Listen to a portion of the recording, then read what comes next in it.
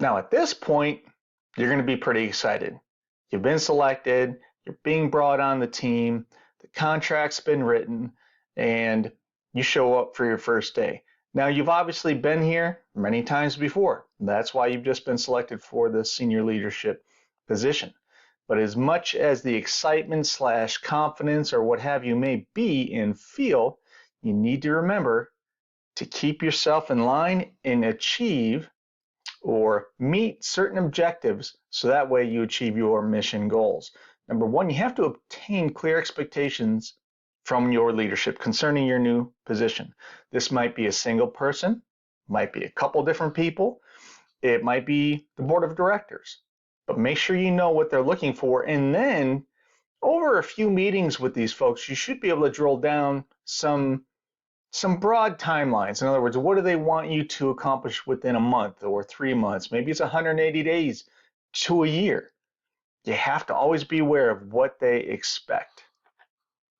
Then you have to create goals and metrics for yourself based off of this information that you have been collecting from them. So it's going to take a little bit of time, but it's also very simple as long as you write down the plan in advance and your daily tasks reflect getting these needs handled. Also, just as important as your leadership, it's going to be your direct reports. You have to develop a strong relationship with them. And it has to be a meaningful and sincere one. A lot of people don't know how to handle a new leader coming in. They may have 20 years on the job, but human beings are human beings. And depending on the work environment, depending on the economic environment, whether there's a merger, a buyout, a consent decree that's got everyone freaked out a little bit, they need to know that you are on the side of a successful department and or business. So develop those relationships so that way they can start lowering their walls and trust can be developed once again in their world. Number 4 is you're going to want to get yourself a couple of victories within the first couple of months.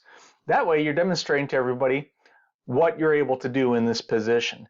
And you want to write them down and make sure you know the things that you're doing right as well as the things that you goofed on or need improvement. But when it comes down to a meeting with leadership or some type of a performance evaluation, you need to remind people of what has been done. Next, we want to establish extremely broad yet mutually beneficial and uplifting connections from the start. And I'm not talking about in your immediate department.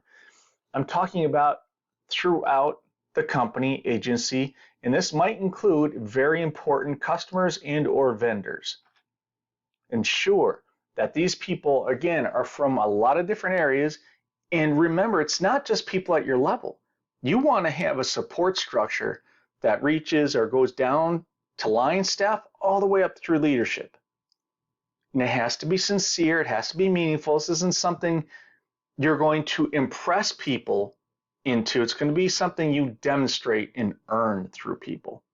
These relationships are going to be in connections, are going to be very important to you succeeding throughout the next several years.